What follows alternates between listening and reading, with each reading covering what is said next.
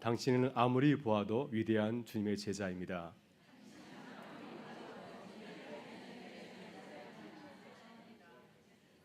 네, 잘못 웃으면 비웃음으로 보일 수 있습니다. 지난 주일 은평 사명제학교 12기 수료예배가 은혜 가운데 잘 마쳤습니다. 우리 교회 은평 사명제학교 또 간사들과 사역자들이 잘 준비해서 잘 마치게 된 줄 믿습니다. 특별히 식당과 또한 주방에서 수고하신 우리 모든 분들에게 깊은 감사를 드립니다.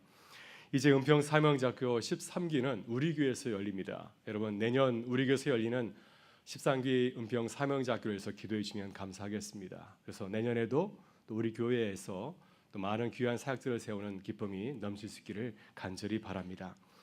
여러분, 은평 사명제학교 훈련 과정은 그리스도인의 권리 포기라고 하는 그러한 강의가 있습니다. 은평 사명제학교는 5개월에 걸쳐서 이렇게 진행되는 아주 강도 높은 그런 훈련 과정입니다. 이를 위해서 가장 필요한 과정이 나의 권리를 내려놓고 포기하는 것이 아닌가 하는 생각이 듭니다. 우리가 주님의 제자가 되기 위해서 가장 먼저 해야 될 것이 무엇인가? 바로 그것은 우리의 권리를 포기하는 일이 필요하다고 하는 것입니다. 여러분, 하나님께서 모세를 처음 부르실 때 말씀하신 내용이 무엇이죠? 내 신을 벗으라, 이런 말씀을 주셨습니다. 모세가 지금까지 신고 다녔던 그 신을 내려놓고 내가 너에게 주는 신을 신으라고 하는 것입니다. 주님께서 말씀하신 그 신은 모세가 지금까지 자신을 주장하였던 권리를 말하고 있습니다. 우리가 하나님의 사람으로서 걸어가기 위해서 나의 신을 벗지 아니하면 우리가 주님께서 우리의 삶의 자리에 들어와서 우리의 삶을 이끌 수 없기 때문입니다.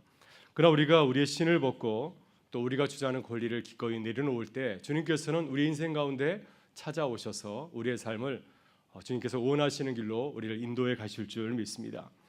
여러분, 예수님께서 주님의 제자를 부르실 때 모든 것을 버려두고 나를 따라고 하였습니다. 그때 주님의 제자들은 배와 또 그물을 버려두고 또 심지어 아버지를 버려두고 주님을 따라 나섰습니다. 마가복음 10장을 보게 되면 한 부자 청년이 주님에게 와서 내가 주님을 따르길 원합니다 했을 때 주님은 그에게 말씀하셨습니다. 내가 가진 재물을 가난한 사람들에게 나누어 주고 그리고 나서 나를 따를 것을 말씀하였습니다. 이 말씀은 이 청년의 모든 삶의 영역에서 주님의 그 주인 되심을 인정하고 나의 권리를 내려놓고 주님을 따를 것을 말씀하신 것이었습니다. 따라서 우리가 주님의 제자라고 한다면 우리의 삶을 한번 돌아봐야 됩니다. 우리는 모든 삶의 영역에서 나의 권리를 내려놓고 주님을 따르고 있는지 한번 살펴봐야 됩니다. 주님을 위해서 내가 가장 소중하게 생각하는 것, 그것까지도 주님을 위해서 내려놓고 따르고 있는가 하는 것을 오늘 함께 나눌 수 있기를 바랍니다. 여러분, 고린도전서 9장에서 바울은 사도의 권리에 대해서 이야기를 하고 있습니다. 그게 두 부분으로 나눠져 있는데요. 먼저 전반부인 9장 1절부터 14절을 보게 되면 사도의 권리를 이야기하고 있습니다. 바울은 내가 사도로서 마땅히 누릴 권리가 있다고 말씀을 하고 있습니다. 이미 베드로와 같은 초대교회 지도자들이 이 또한 사도의 권리를 누리고 있습니다. 특별히 본문에서 말하고자 하는 그 사도의 권리는 사도가 교회로부터 부양받을 그런 권리를 가지고 있다고 하는 것입니다. 이것은 구약 성경에서도 이 사실을 증거하고 있습니다. 그래서 복음을 위해서 일하는 사도는 마땅히 부양을 받을 권리가 있다 말하고 있습니다. 따라서 바울은 자신이 고린도 교회에서 지금 사역을 하고 있는데 고린도 교회의 물질적인 재정적인 도움을 받는 것은 마땅하다 이렇게 주장을 하고 있습니다. 그러나 바울은 고린도전서 후반부인 15절부터 27절 오늘 본문에서 내가 누릴 수 있는 모든 사도의 권리를 포기한다고 말하고 있습니다. 왜 그는 자신이 누릴 수 있는 이 사도의 권리를 포기한다고 말하고 있을까요? 이 시간 바울 사도가 자신의 사도의 권리를 내놓고 직접 일을 하면서 복음을 전하는 그 이유를 살펴보면서 우리도 주님의 청지기로서 왜 우리의 권리를 포기하고 또 주를 위해서 일해야 되는지를 함께 살펴보는 시간이 될 수 있기를 바랍니다. 오늘 본문에서 사도 바울은 그가 사도의 권리를 포기하는 이유를 말하고 있습니다. 왜 그는 사도의 권리를 포기하고 있을까요? 여러분도 여러분의 삶의 자리에서 그리스도인으로서 마땅히 누릴 수 있는 그런 권리를 포기하며 살아갈 때가 많이 있으시죠? 오늘 사도 바울의 삶을 통하여서 세 가지 이유를 한번 살펴보고자 합니다.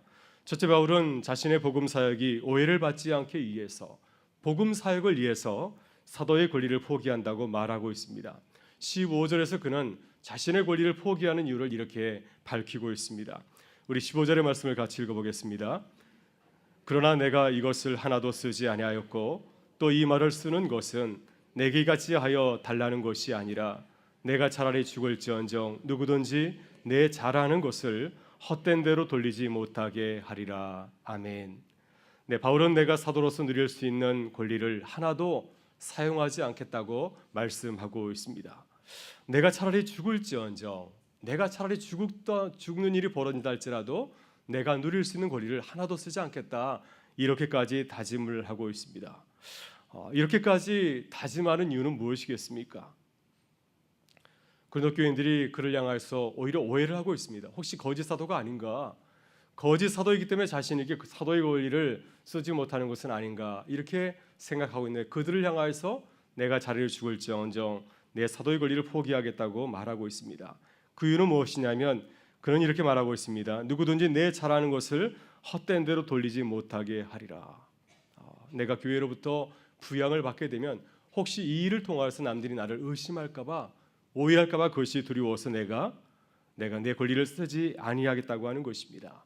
내 권리를 사용하는 일로 인하여서 혹시 한 사람이라도 의심하게 된다면, 한 사람이라도 실족하게 된다면 내가 그것은 주님의 뜻이 아니기 때문에 내 권리를 사용하지 않는다고 하는 것입니다. 여러분, 우리는 바울 사도가 참 별난 사도라고 생각할 수가 있습니다. 지금 바울이 주장하는 것은 예수님께서 말씀하신 것과도 상반된 것처럼 보이기 때문입니다. 예수님께서는 마태복음 10장에서 제자들을 파송하시면서 빈몸으로 가라고 하였습니다. 왜냐하면 일꾼이 자기의 먹을 것을 받는 것이 마땅하기 때문입니다. 너희는 복음을 전하는 가운데서 너희를 도울 자를 만나게 되면 그들에게서 기꺼이 도움을 받으라고 주님은 말씀하셨습니다. 이렇게 예수님도 제자들에게 새로운 곳에 가서 복음을 전할 때 누군가 너희를 환대하면 그 환대를 기쁘게 받으라고 말씀하셨습니다. 그런데 바울은 지금 어떻게 말하고 있습니까? 내가 그런 환대를 받지 않겠다, 거절하겠다고 말씀을 하고 있습니다. 그래서 사도 바울이 예수님의 말씀을 어기고 있는 것처럼 보이지 않습니까? 왜 바울은 이렇게 예수님의 말씀을 따르고 있지 않는 것일까요? 성서학자들의 연구에 따르면 바울 당시에 헬라 지역에는 많은 철학자들이 돌아다니고 있었다고 합니다. 그들은 스토아 철학자, 견유학파 철학자, 그리고 소피스트와 같은 그런 개변론자들이었습니다. 이들은 거리를 돌아다니면서 사람들에게 지혜를 이렇게 전하였습니다. 지혜를 가르치고 사람들에게서 돈을 받아서 생활을 하였습니다. 이렇게 유랑하는 철학자들이 참 많이 있었습니다. 이러한 철학자들이 어디에 주로 많이 모였었을까요? 아주 부유한 도시인 고린도와 같은 항구 도시에 이러한 철학자들이 많이 모여 있었습니다. 여러분, 고린도에 살고 있는 사람들에게 바울과 실라 또 디모데와 같은 복음 전도자들은 어떻게 그들에게 비쳤겠습니까? 사도 바울은 지금 고린도 지역을 돌아다니면서 복음을 전하고 있습니다. 내가 전하는 복음 예수를 믿게 되면 너희가 구원을 얻고 영생을 얻을 수 있습니다. 이러한 가르침, 이러한 복음을 사람들에게 나누어 주고 있습니다. 이러한 복음을 전할 때 사람들은 바울의 머리를 또 다른 철학자의 머리로 이렇게 생각하였을 것입니다. 만일 바울이 사람들에게서 복음을 전하고 또 고린도 교회의 도움을 받게 되면은 아마 사람들은 자연스럽게 그들을 헬라의 철학자의 한 부류로 생각하지 아니하겠습니까? 바로 이것이 바울이 아주 염려하고 걱정한 그러한 부분이었습니다. 내가 아무리 복음을 잘 전한다 할지라도 내 행실 때문에 복음이 오해를 받을 수 있기 때문입니다. 내가 아무리 말씀을 잘 전한다 할지라도 내 행실이 바르지 못하다고 한다면 사람들이 나를 어떻게 바라보겠습니까? 내 복음의 진정성을 인정하고 받아들일 수 없는 그런 문제가 생길 수가 있습니다. 내가 아무리 사랑을 이야기한다 할지라도 사랑을 전하고 난 뒤에 주위에 있는 사람들과 다툼과 갈등이 벌어진다고 한다면 사람들은 내가 전하는 말을 받아들이려고 하지 아니할 것입니다. 내가 아무리 말씀을 잘 전한다 할지라도 내 삶이 그들에 보이기에 아름답지 못하다고 한다면 내가 전하는 말은 울리는 꽹과리에 불과하기 때문입니다. 그래서 바울은 거리의 헬라 철학자들과 자신을 차별화하기 위해서 교회로부터 도움을 받지 않기로 이렇게 결심을 한 것이었습니다. 교회로부터 도움을 받지 아니하고 직접 일을 해서 이 선교회를 감당하고 있는 것입니다. 바울이 이렇게 고린도 교회에 선교하면서 장막을 만드는 일을 한 것은 바울이 일 자체를 좋아해서 그렇게 한 것이 아닙니다. 자신이 하고 있는 일, 자신의 그런 전문적인 그 일, 장막 만드는 일을 너무너무 좋아해서 내가 일도 하고 복음을 전하는 것이 결코 아니었습니다.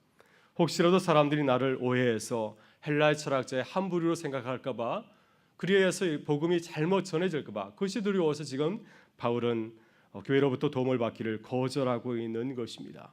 세상 사람들과 구별되기 위해서 헬라의 철학자들, 돈을 받고 말씀을 전하고 있는 그들과 구별되기 위해서 그는 과감하게 교회로부터 도움을 받지 않기로 이렇게 결정을 한 것이었습니다. 여러분, 바울이 고린도전서 9장에서 사도의 권리에 대해서 이야기하는 이유가 있습니다. 이미 말씀드린 것처럼 바울은 8장에서 우상 제물에 대한 이야기를 하다가 갑자기 9장에 들어와서 사도의 권리 문제를 꺼내고 있습니다. 고린도전서 9절을 보게 되면 8장과 10장에서 우상 제물의 이야기를 하고 있고 9장에서 어떤 얘기를 하고 있습니까? 사도의 권리에 대한 문제를 이야기하고 있습니다. 바울이 이렇게 우상 제물 이야기를 하다가 갑자기 자신의 사도 권리에 대한, 자신이 사도의 권리를 포기하는 이유를 이야기하는 것은 구체적인 예를 보여주기 위해서입니다. 바울은 9장에서 자신을 예로 들어서 어떻게 우리 그리스도인으로서 살아가면서 때때로 권리를 포기해야 되는가 하는 것을 보여주기 위해서 자신의 이야기를 하고 있는 것입니다. 우상 제물의 문제의 그 심각성을 알면서도 자신의 권리를 내려놓지 못하는 이 고린도 교인들에게 내가 왜 사도로서 권리를 내려놓는가, 어떻게 해야 되는지를 그들에게 보여주기 위해서, 구체적인 예를 보여주기 위해서 자신의 문제를 거론하고 있는 것입니다. 여러분, 내가 우상 제물 음식을 먹는 모습을 보고 약한 형제가 실족한다면 어떻게 해야 되겠습니까? 바울은 우상 음식을 먹어도 된다고 신학적으로 그것을 변증하거나 또 설명하고 있지 않습니다. 바울은 이 문제를 아주 간단하게 받아들이고 있습니다. 그는 어떻게 이렇게 이 문제를 결정하였습니까? 나는 영원히 고기를 먹지 아니하여 내 형제를 실족하지 않게 하리라. 만약 내가 하는 행동이 다른 사람들에게 오해가 된다고 한다면, 실족하는 문제가 생긴다고 한다면 나는 과감하게 이것을 포기하고 내려놓겠다고 그는 말하고 있는 것입니다. 여러분, 우리도 그렇습니다. 우리도 그렇게 해야 된다고 생각하지 않습니까? 우리는 무슨 일을 하든지 성도로서 의심을 받거나 또 오해를 받은 일을 해서는 안 될 줄 믿습니다. 아무리 내가 옳다 할지라도 누군가에게 상처를 준다고 한다면, 내가 하는 일이 다른 사람들에게 의심을 가져오게 한다면 우리는 기꺼이 우리 권리를 포기하고 내려놓아야 될 줄 믿습니다. 그래야 우리가 주님의 일을 기쁘시게 하고 또 주님의 교회를 세우는 귀한 주님의 제자로 서게 될 줄 믿습니다. 둘째, 바울은 약한 자를 위해서 자기의 권리를 기꺼이 포기하겠다고 말씀을 하고 있습니다. 본문 19절에서 바울은 자신의 권리를 포기하는 두 번째 이유를 이렇게 밝히고 있습니다. 우리 같이 한번 읽어보겠습니다. 내가 모든 사람에게서 자유로우나 스스로 모든 사람에게 종이 된 것은 더 많은 사람을 얻고자 함이라. 아멘. 여러분, 지금 고린도 교회가 평안하지 못하고 시끄러운 이유가 무엇이겠습니까? 왜 하나님을 믿고 예수 그리스도를 알려는 제자들이 모여있는 이 교회가 이렇게 시끄러운 문제가 지금 서가고 있습니까? 특별히 우상 제물로 바쳐진 음식 문제로 시끄러운 것은 고린도 교회 성도들이 행동의 기준을 다른 사람에게서 찾지 아니하고 자신에게서 찾았기 때문이었습니다. 행동의 기준을 나로 삼았기 때문이었습니다. 교회 안에서 바로 내 자신이 행동의 기준입니다. 나를 기준으로 삼고 지금 자신의 주장을 하고 있는 것이죠. 내가 다른 사람에게 맞추는 것이 아니라 모든 사람에게 나를 맞추라고 지금 주장하고 있기 때문에 고린도 교회가 이렇게 시끄럽고 문제가 많이 생기게 된 것입니다. 만약 고린도 교회에 우상 제물의 문제가 일어났을 때 소위 강한 자들이 약한 자들을 이해하고 배려했다고 한다면, 기꺼이 자신을 내려놓고 포기했다고 한다면 교회가 어떻게 되었겠습니까? 그랬다고 한다면 고린도 교회는 더욱 사랑이 넘치는 공동체로 거듭났을 것입니다. 소위 강한 자들은 모든 사람에게, 특별히 약한 자들에게 존경받는 귀한 주님의 일꾼으로 서게 되었을 것입니다. 그러나 강한 자들이 약한 자들에게 자신의 기준을 따르라고 강요했기 때문에 교회에 큰 문제가 이제 이렇게 시작되게 된 것이었습니다. 그래서 바울은 자신의 복음 전도 사역의 우선순위가 내가 아니라 약한 형제 자매라고 그는 주장을 하고 있습니다. 본문 20절부터 22절을 보게 되면 바울이 소중하게 생각하는 사람들이 누구인지를 우리에게 이렇게 말씀을 하고 있습니다. 우리 20절부터 22절의 말씀을 같이 한번 읽어보겠습니다. 유대인들에게 내가 유대인과 같이 된 것은 유대인들을 얻고자 하며, 율법 아래에 있는 자들에게는 내가 율법 아래에 있지 아니하나 율법 아래에 있는 자같이 된 것은 율법 아래에 있는 자들을 얻고자 함이요, 율법 없는 자에게는 내가 하나님께는 율법 없는 자가 아니요 도리어 그리스도의 율법 아래에 있는 자이나 율법 없는 자와 같이 된 것은 율법 없는 자들을 얻고자 함이라. 약한 자들에게 내가 약한 자와 같이 된 것은 약한 자들을 얻고자 함이요, 내가 여러 사람에게 여러 모습이 된 것은 아무쪼록 몇 사람이라도 구원하고자 함이니. 아멘. 여러분, 바울은 자기 자신을 어떻게 이해하고 있습니까? 우리 교회 안에도 많은 성도들이 있는데 우리 자신을 어떻게 여러분은 정의를 하고 있습니까? 바울은 본문을 보게 되면 자신의 역할을 도움이라고 이렇게 생각을 하고 있습니다. 언제든지 약한 형제나 자매를 위해서 나를 포기하고 돕는 사람으로 자신을 이해하고 있습니다. 그래서 그는 유대인들에게 복음을 전할 때는 유대인이 됐다고 말씀을 하고 있습니다. 율법 없는 자들, 율법을 잘 모르는 이방인들을 위해서 복음을 전할 때는 그들과 같이 되었다 말하고 있습니다. 또 약한 자들에게 다가갈 때는 내가 약한 자와 같이 되었다고 이렇게 말하고 있습니다. 왜? 나는 도움이기 때문에 나를 주장하지 아니하고 다른 사람들에 맞추어서 복음을 전하고 있다 이렇게 말하고 있습니다. 여러분, 저는 바울 사도의 고백을 들으면서 사람이 되신 예수 그리스도의 모습이 떠올랐습니다. 빌립보서 2장을 보게 되면 바울은 서로 하나 되지 못하고 분쟁하는 빌립보 교회를 향하여서 사람이 되신 예수 그리스도를 본받을 것을 권면하고 있습니다. 2장 6절부터 8절을 보게 되면 예수 그리스도의 모습을 이렇게 노래하고 있습니다. 그는 근본 하나님과 본체시나 하나님과 동등됨을 취할 것으로 여기지 아니하시고 오히려 자기를 비워 종의 형체를 가지사 사람들과 같이 되셨고 사람의 모양으로 나타나서 자기를 낮추시고 죽기까지 복종하셨으니 십자가에 죽으심이라. 여러분, 예수님은 하나님이셨습니다. 그러나 우리를 위해서 어떻게 하셨습니까? 하나님의 권리를 주장하지 아니하시고 사람이 되셨습니다. 종의 형체를 입으셨고 또 사람을 위해서 십자가에서까지 죽기까지 하셨습니다. 그래서 사람이 겪을 수 있는 가장 큰 수치를 몸소 겪기까지 하셨습니다. 여러분, 이렇게 예수님은 우리에게 누구를 위해서 어떻게 권리를 포기해야 되는지를 우리에게 잘 보여주고 있습니다. 여러분, 우리는 우리 자신을 위해서 권리를 포기하는 것이 아니라 예수님처럼 우리 공동체의 가장 약한 형제와 또 자매를 위해서 권리를 내려놓을 줄 알아야 될 줄 믿습니다.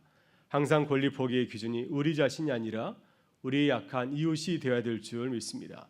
지금 사도 바울은 예수님의 말씀을 몸소 실천하고 있습니다. 고린도 교회에서 내가 누구를 위해서 어떻게 권리를 포기해야 될 것인가를 분명히 이해하고 그들과 같이 되었다고 그는 지금 말하고 있습니다. 여러분, 우리가 속한 공동체를 가만히 들여다보면은 언제 공동체의 평화가 깨지게 됩니까? 우리 자신이 기준이 될 때 주님께서 주시는 그 기쁨과 평강이 우리 가운데서 사라지는 것을 경험하지 않습니까? 왜냐하면 나의 기준을 다른 사람에게 강요하기 때문입니다. 그러나 나를 내려놓고 나의 권리를 포기하고 다른 사람을 이해하고 또한 배려할 때 우리 가운데 다시 주님의 평화가 찾아오는 것을 우리는 경험하게 됩니다.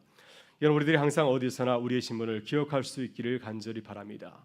우리가 살아가는 가정과 일터와 교회에서 평안이 사라지게 되었을 때 왜 평안이 사라지게 되었을까? 혹시 내가 내 권리를 주장하고 있는 것은 아닌가? 우리의 모습을 돌아보면서 예수님처럼 기꺼이 우리의 권리를 내려놓고 포기할 수 있는 주님의 사람이 되실 수 있기를 바랍니다. 우리가 주님처럼 우리의 권리를 내려놓을 때 주님께서 우리 가운데 가장 큰 기쁨과 감사로 넉넉히 채워줄 줄 믿습니다.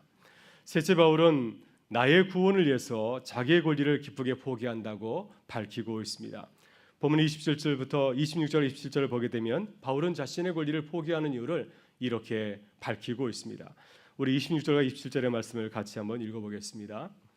그러므로 나는 다름질하기를 향방 없는 것 같이 아니하고 싸우기를 허공을 치는 것 같이 아니하며 내가 내 몸을 저 복종하게 함은 내가 남에게 전파한 후에 자신이 도리어 버림을 당할까 두려워함이로다. 아멘. 여러분, 고린도 교회 성도들은 구원에 대해서 확신하였습니다. 내가 하나님에 대해서 높은 신학적인 지식을 가지고 있기 때문에 나는 절대로 구원을 받을 것이라고 확신하였습니다. 이런 확신을 가지고 있었기 때문에 그들은 우상 제물에 바쳐진 제물 음식도 아무렇지 않게 먹었습니다. 이런 음식을 먹어도 나는 거뜬히 구원을 받을 수 있다고 생각을 하였습니다. 그렇게 고린도 교회 성도들은 자신의 구원에 대해서 확신하였기 때문에 자유롭게 생각하고 또 자유롭게 행동하였습니다. 그러나 놀랍게도 바울 사도는 정반대로 자신의 구원에 대해서 어떻게 고백하고 있습니까? 나는 나의 구원에 대해서 자신 있게 말할 수 없다고 말하고 있습니다. 그는 이렇게 말하지 않습니까? 내가 남에게 복음을 전파한 후에 나는 도리어 버림을 받을까 두렵습니다. 혹시 내가 남들을 구원시키고 나는 구원을 받지 못할까 두렵다고 그는 겸손하게 고백을 하고 있습니다. 여러분, 이것은 바울 사도의 생각이 아니라 예수님의 가르침에 나오는 말씀입니다. 마태복음 20장을 보게 되면 우리가 잘 알고 있는 포도원 품꾼 비유가 나오고 있습니다. 포도원 주인이 수술이 되어서 인력 시장에 나가서 이제 많은 일꾼들이 데려왔습니다. 한 번에 다 데려온 것이 아니라 여러 차례에 걸쳐서 데려왔습니다. 이른 새벽에 데려온 사람도 있고, 아침에 데려온 사람도 있고, 점심 먹을 때 데려온 사람도 있고, 오후 3시에 데려온 사람도 있고, 이제 포도원이 문 닫기 1시간 전인 오후 5시에 데려온 사람도 있습니다. 이렇게 각기 저마다 다른 시간에 데려온 사람들이 이제 포도원에서 일하게 되었고요. 이제 포도원 닫을 때가 되었을 때 주인은 모든 사람에게 똑같이 하루의 식당을 나누어 주었습니다. 그랬더니 가장 먼저 온 일꾼이 주인에게 화를 내었습니다. 아니, 어떻게 똑같이 줄 수 있습니까? 나는 저 사람보다 더 많이 일을 하였는데 어떻게 똑같이 줄 수 있습니까? 하면서 화를 내었습니다. 그때 포도원 주인이 자신에게 대드는 일꾼에게 의미심장한 말씀을 하지 않았습니까? 내가 너에게 부당한 대우를 하였느냐? 내가 너에게 약속한 하루 일당을 주지 않았느냐? 내가 주인으로서 가난하고 불쌍한 자에게 궁유를 베푸는 것이 못마땅하게 생각하느냐? 내가 너에게 주는 것이나 가지고 돌아가라. 내가 너의 것을 뺏을지 모르겠다. 이렇게 말씀하였습니다. 이 뷰를 바리새인들에게 전하고 주님은 이렇게 말씀하였습니다. 이와 같이 나중된 자로서 먼저 되고 먼저 된 자로서 나중되리라. 메시지 성경은 이 말씀을 이렇게 옮겨 적고 있습니다. 여기에 다시 한번 위대한 반전이 있다. 먼저였으나 나중되고 나중이었으나 먼저 될 사람이 많을 것이니라. 많은 사람들이 이 포도원 품꾼 비유 이야기를 들으면서 임금에 대한 얘기다. 예수님께서 임금에 대해서 이렇게 말씀했다고 하는데요. 이 포도원 품꾼 비유의 내용은 구원에 대한 문제를 다루고 있습니다. 우리의 구원은 우리가 결정할 문제가 아니라고 하는 것입니다. 이것은 하나님의 주권에 속한 문제입니다. 따라서 가장 먼저 포도원 품꾼처럼 구원에 대해서 생각하면 아니 됩니다. 내가 더 많이 일하였기 때문에 나는 구원받을 자격이 있다. 이렇게 말하면 크게 오해한 사람이라고 하는 것입니다. 우리는 가장 나중에 이르러 온 일꾼처럼 항상 주님 은혜에 감사하면서 나아가야 된다고 하는 것입니다. 그래야 우리가 하나님의 구원을 얻을 수 있다고 주님은 말씀하였습니다. 여러분, 바울 사도는 예수님이 전한 구원의 문제를 바로 인식하였습니다. 그래서 그는 자신의 구원에 대해서 교만하게 말하지 않습니다. 나는 구원을 받을 사람이라 말하지 아니하고 겸손하게 고백하고 있습니다. 내가 남에게 복음을 전파한 후에 나는 도리어 버림을 받을까 두려웠습니다. 여러분, 이 말씀은 바울이 자신의 구원에 대해서 확신하고 있지 못하다 이런 것을 말하고 있는 것은 결코 아닙니다. 구원은 하나님의 주권에 속한 문제이기 때문에 항상 겸손하게 주님의 은혜를 구해야 된다고 하는 것입니다. 교만하게 대할 것이 아니라 주님께서 부족한 나에게 주님의 은혜를 나누어 주었기 때문에, 구원을 나누어 주었기 때문에 항상 겸손함으로 그 구원을 이루어가는 것이 은혜를 받은 자의 마땅한 모습이라고 이렇게 주장하고 있는 것입니다. 혹시 우리가 하나님의 구원을 가볍게 생각한다면 주 은혜를 이렇게 망각한 포도원 일꾼처럼 하나님으로부터 큰 꾸지람을 들을 수 있기 때문에 그렇게 해서는 안 된다고 말씀을 하고 있는 것입니다. 그래서 바울은 자신의 구원에 대해서 확신하는 고린도 교인들을 향하여서 어떻게 말하고 있습니까? 마치 운동선수들이 상을 받기 위해서 열심히 달려가는 것처럼 그렇게 구원을 이루어 가야 된다고 말씀을 하고 있습니다. 우리 본문 23절부터 25절의 말씀을 같이 한번 읽어보겠습니다. 내가 복음을 위하여 모든 것을 행함은 복음에 참여하고자 함이라. 운동장에서 드람질하는 자들이 다 달릴지라도 오직 상을 받을 사람은 한 사람인 줄을 너희가 알지 못하느냐. 너희도 상을 받도록 이와 같이 다름질하라. 이기기를 다투는 자마다 모든 일에 절제하나니 그들은 썩을 승리자의 간을 얻고자 하되 우리는 썩지 아니할 것을 얻고자 하노라. 아멘. 여러분, 바울 당시에 고린도 지역에서는 2년마다 운동 경기가 열렸습니다. 오늘날로 치면은 세계 육상대회와 같은 큰 대회가 열리게 되었습니다. 이 육상 경기에서 우승한 자에게는 영광의 올개간이 수여가 되었습니다. 그래서 운동선수들은 이 올개간을 받기 위해서 열심히 절제하고 열심히 운동하였습니다. 그리고 이제 이 육상 경기가 열리게 되면은 운동선수들은 그 올개간을 쓰기 위해서 전력질주하였습니다. 바울은 고린도 교인들에게 열심히 달리는 운동선수를 바라보라고 말씀하고 있습니다. 그들이 얻는 것은 받고 나서 며칠 지나면 시드는 그런 올개간입니다. 영원한 것이 아닙니다. 잠시 있다가 썩을 것을 위해서 열심히 달려가는 그 운동선수들처럼 우리들도 하나님의 영광을 위해서 열심히 달려가는 주님의 사람들이 되어야 되지 않겠냐 하는 것입니다. 세상의 운동경기 선수들도 잠시 있다가 사라지는 것을 위해서 열심히 수고하는데 하물며 하나님의 영광을 받을 우리 믿는 사람들은 더 열심히 주님의 영광을 위해서 달려가야 되는 것이 마땅하지 아니하냐 하는 것입니다. 이렇게 열심히 달려갈 때 우리가 주님 앞에 설 때 부끄럽지 않은 구원을 얻을 것이라고 바울 사도는 말하고 있습니다.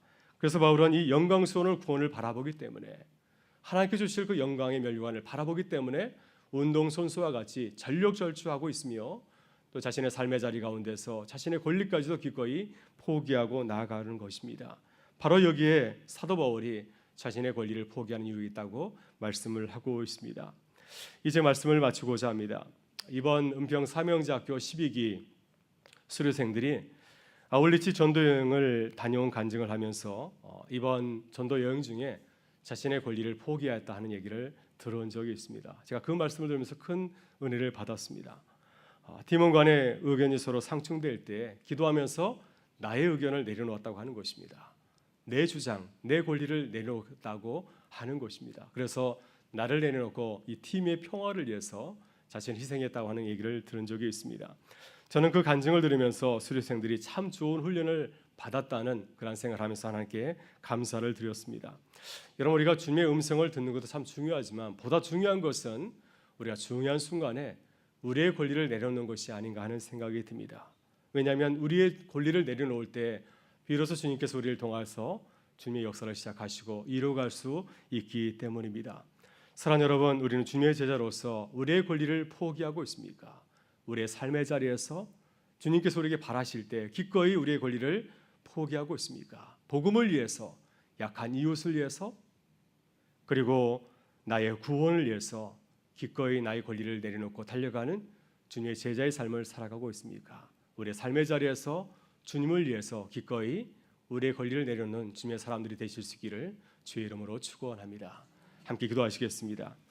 하나님 감사합니다. 오늘도 주의 은혜를 삼하면서 나왔습니다.